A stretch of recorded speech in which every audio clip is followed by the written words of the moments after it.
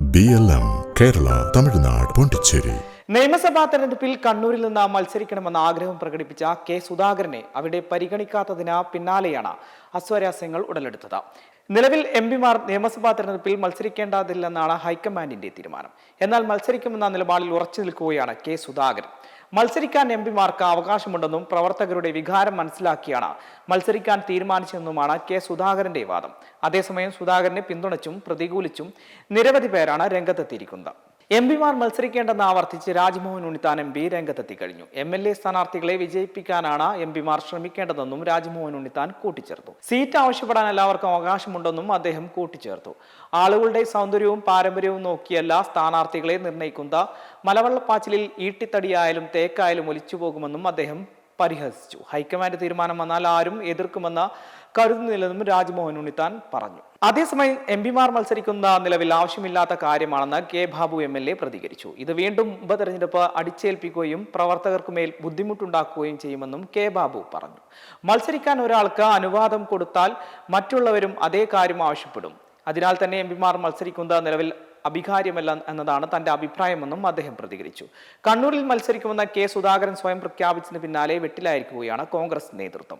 എംപിമാർ നിയമസഭാ തെരഞ്ഞെടുപ്പിൽ മത്സരിക്കേണ്ടതില്ലെന്നാണ് ഹൈക്കമാൻഡ് തീരുമാനം. എന്നാൽ ഇതിൽ അതൃപ്തനായ കെ സുധാകരൻ വൈകാരികമായി പ്രതികരിച്ച കഴിഞ്ഞ ദിവസം കണ്ണൂരിനെ കുറിച്ചും കുറിപ്പ് പങ്കുവച്ചിരുന്നു. എന്നാൽ ആരും സ്വയം സ്ഥാനാർത്ഥിത്വം പ്രഖ്യാപിക്കേണ്ടതില്ലെന്നും പാർട്ടി തീരുമാനിക്കുമെന്നുമാണ് പ്രതിപക്ഷ നേതാവ് VD സതീശന്റെയും KPCC അധ്യക്ഷൻ സണ്ണി ജോസഫിന്റെയും നിലപാട്. കോൺഗ്രസിൽ പ്രാദേശിക പ്രശ്നങ്ങളില്ലെന്നും സ്ഥാനാർത്ഥികളെ തീരുമാനിക്കാതെ എന്ത് പ്രാദേശിക പ്രശ്നമാണെന്നും പ്രതിപക്ഷ നേതാവ് VD സതീശൻ പറഞ്ഞിരുന്നു. തെരഞ്ഞെടുപ്പ് പ്രഖ്യാപിച്ച അന്നത്തെ ദിവസം തന്നെ 50 സ്ഥാനാർത്ഥികളെ തങ്ങൾക്ക് പ്രഖ്യാപിക്കാനാകുമെന്നും സതീശൻ പറഞ്ഞു. കെ സുധാകരന്റെ FB പോസ്റ്റ് സംബന്ധിച്ചും VD സതീശൻ പ്രതികരിച്ചു. FB പോസ്റ്റ് ഇട്ടത് താൻ അല്ലെന്നാണ് സുധാകരൻ തന്നോട് പറഞ്ഞത്. ഇപ്പോൾ പറയുന്നതല്ല സുധാകരൻ ഇന്നലെ പറഞ്ഞത്.